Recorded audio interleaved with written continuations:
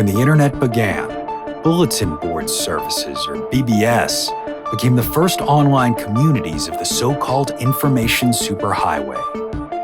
Using their phone lines, people logged in from all over America to talk about sports, games, movies, and on one BBS in particular, share their ghost stories. Over time, those communities all went dark, except for one lone server that continues to operate somewhere in an unknown part of Pennsylvania's Rust Belt. A relic of the 1990s, veiled in mystery, it is a digital archive of humanity's strangest encounters with the unknown, as told by the people who experienced them. My name is Brandon Schexnayder, and you are listening to Fear Daily. Subject: someone like me.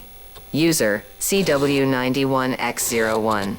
Posted March 11th, 1998.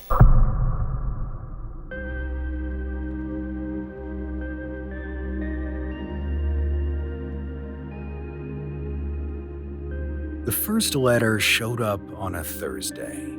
No stamp, no postmark, just my name written in blue ballpoint across a pale blue envelope. The same kind I keep in my desk drawer. Same ink, too. I checked. It wasn't signed, but I could tell it was from a man. The phrasing gave it away, stilted, a little too practiced, like he'd been standing in front of a mirror for days, rehearsing how to sound tender. He said he missed me, that he still slept on the left side of the bed in case I came home, that the porch light stayed on, that the neighbor's cat had died, the same cat I apparently used to hate because I said it had mean eyes. He said he loved when I said that. I read it at the kitchen table under the buzzing ceiling fan. It was weird, yeah, but not terrifying, and not yet. Then I spotted it. There, at the bottom corner of the page, were my initials. Not scribbled, not typed, signed, in my own handwriting. C.W. My name is Caroline West, and I've never met this man in my life. I figured it had to be a prank. Asked my coworker, Shannon, if she was screwing with me again, like the time she sent those fake roses to the office with a card signed from Cary Grant. She laughed at first, but when I showed her the letter, her face went stiff. Said it wasn't funny anymore. I threw the letter out that night, but when I got ready for bed, there it was again, waiting on my pillow. Same paper, same pen, same handwriting. But this time, it said, "You always throw things away when you're scared. You did it with your paintings.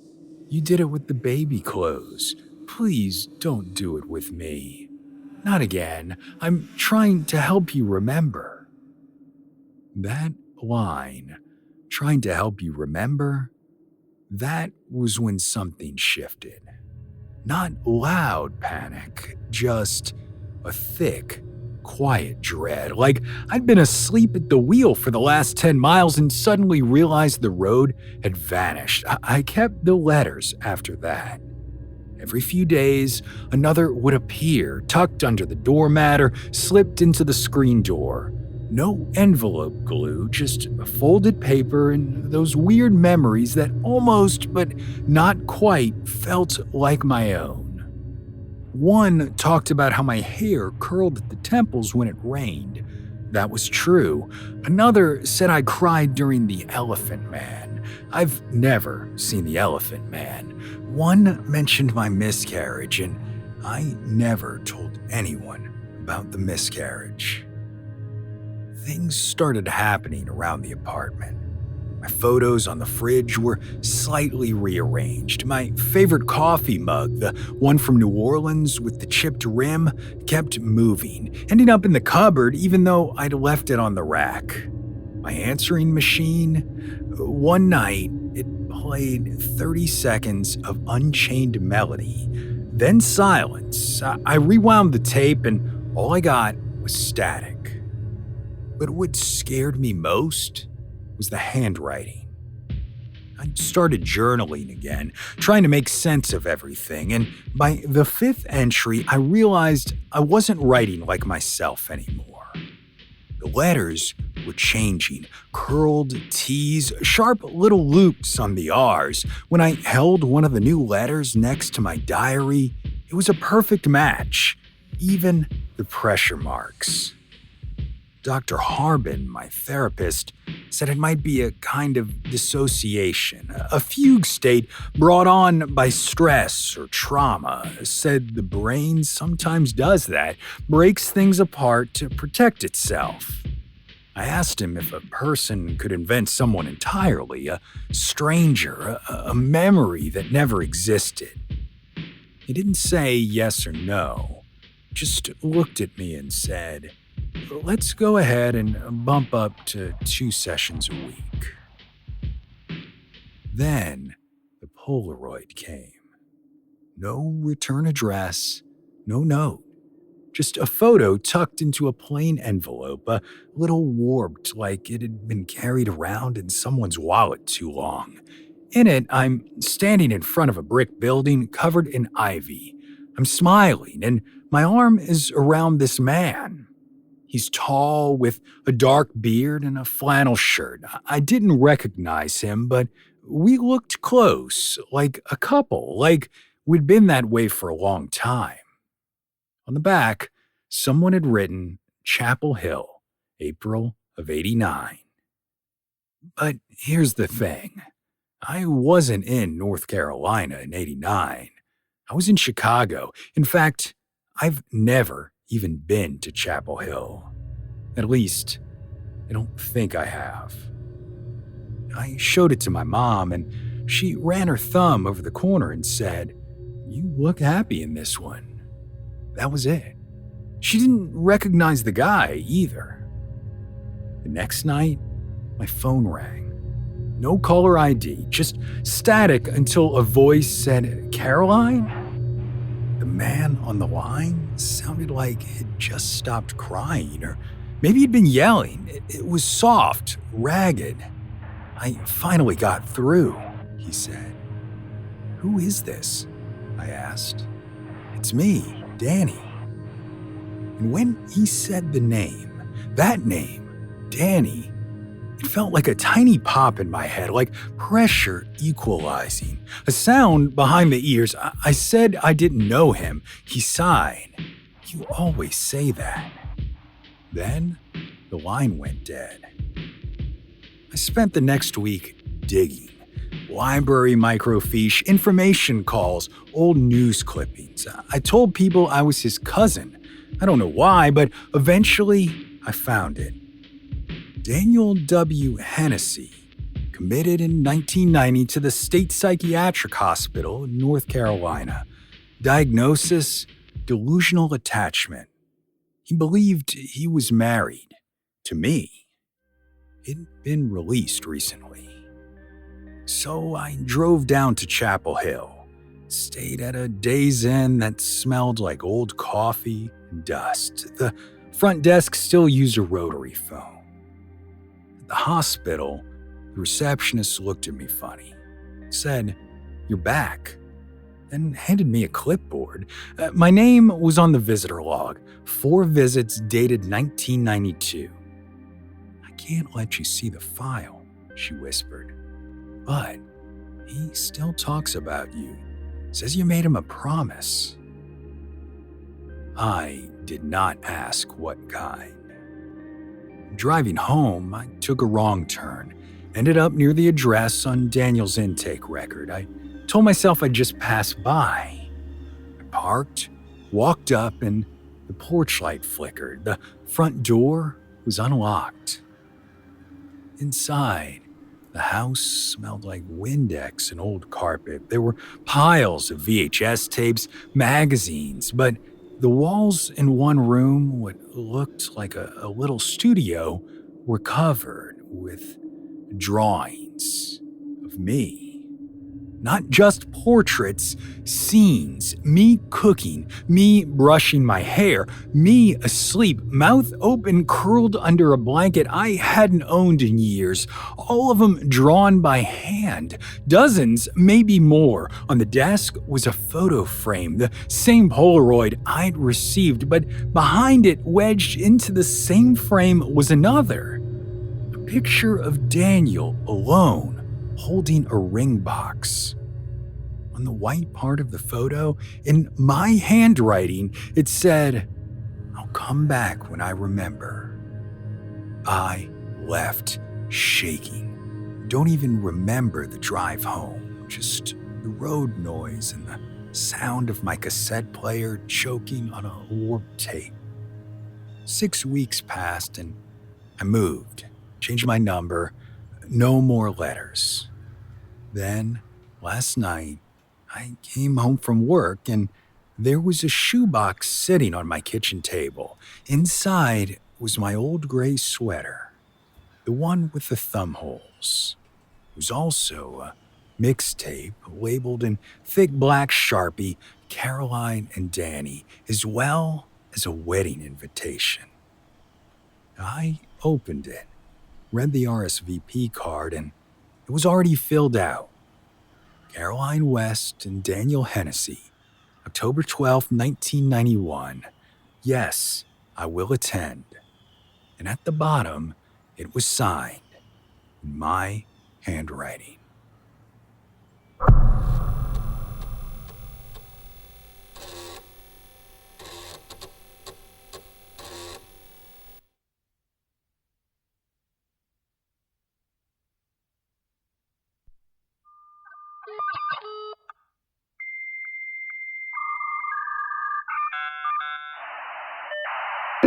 Subject, the guest room. User, Sally Jean 72. Posted, September 29th, 1996. I don't know what it says about my childhood, but the first place I felt safest in the world was also the first place I ever got haunted. My grandparents live in a squat little ranch house out in the pine woods outside Alexandria, Louisiana. Aluminum siding, carport always cluttered, wind chimes that never stopped singing. There was a pecan tree in the front yard and a hummingbird feeder that attracted ants faster than birds. Inside, it smelled like lemon pledge and cornbread mix. I loved that place, spent every summer there growing up. We'd drive up from Lake Charles in a car with no air conditioning and roll in just in time for dinner. My mom's old room for me, couch for my dad, and a cot in the laundry room for my little brother. Nobody ever slept in the guest room. It wasn't a scary rule. Nobody said it was haunted, just one of those things everyone sorta knew. Grandma would wave it off like it was nothing. And that room don't cool off right, she'd say. Feels like somebody just got out of the bed. And she was right. You could turn the fan on full blast, open the window, even drag in one of those rattly box fans from the garage. It didn't matter. That air just sat there, thick and damp. It had a smell too, old perfume and hot linens, like a suitcase left too long in the car. I'd poke my head in sometimes just to see if it still felt weird, and it always did. I was 16 the first time I slept in there. It was after Grandpa died. The whole family came in for the funeral, and the house was full. Nobody asked me to sleep in the guest room, but I wasn't about to make Grandma double up. I said I'd be fine. It was hot that night. Not outside, though, inside. The rest of the house was quiet and still, but the second I stepped into that room, I started sweating.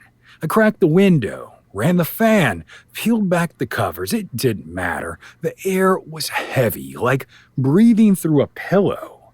I lay there for hours, staring at the ceiling, trying not to think about death or the way Grandpa used to sit in that same room and polish his Sunday shoes.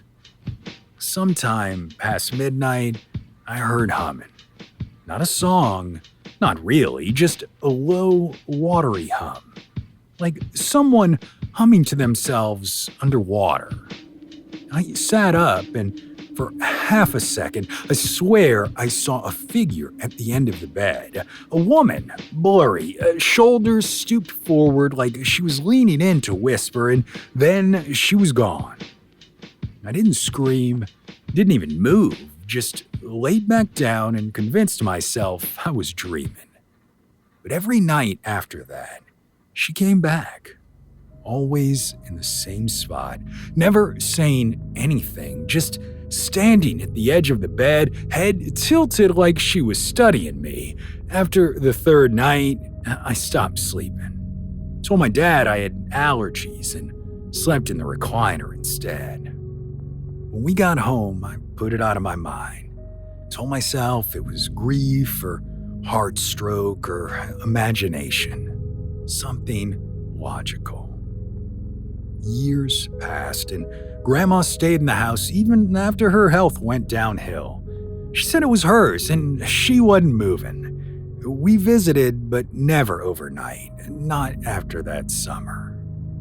After she passed, I went back alone to help clean the place out. No cousins, no siblings, just me and the key under the frog statue by the carport. It felt smaller than I remembered, quieter. Dust was thick, the wind chimes had rusted in place, most of the furniture was covered in sheets, but the guest room, the door was wide open. And for the first time in my life, it felt cool. Not normal cool.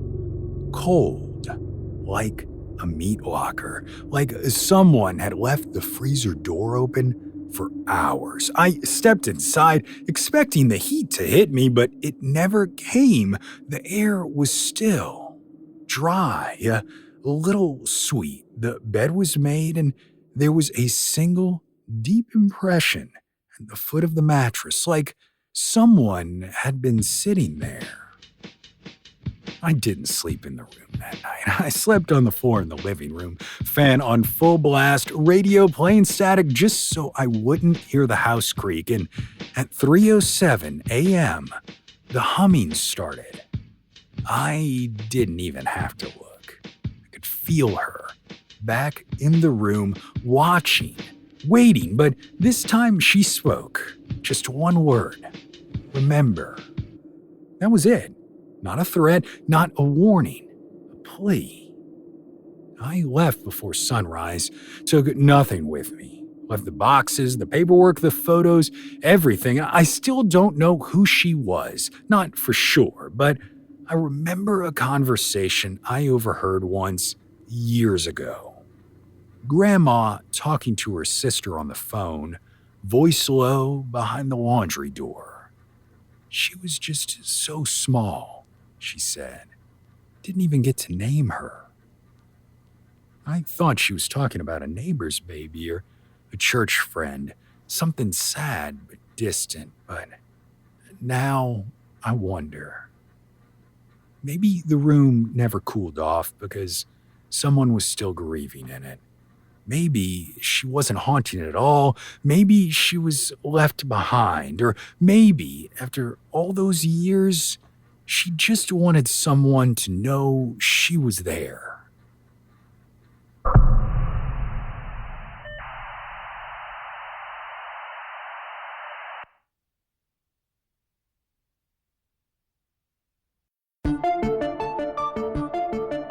Fear Daily is an independent podcast hosted by Brandon Schexnayder and written by Brennan Storr, with Joanna Smith serving as the consulting editor, audio production by Rachel Boyd, and sound design by Southern Gothic Media.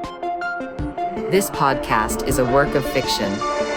Names, characters, places, and incidents are either products of the author's imagination or are used fictitiously.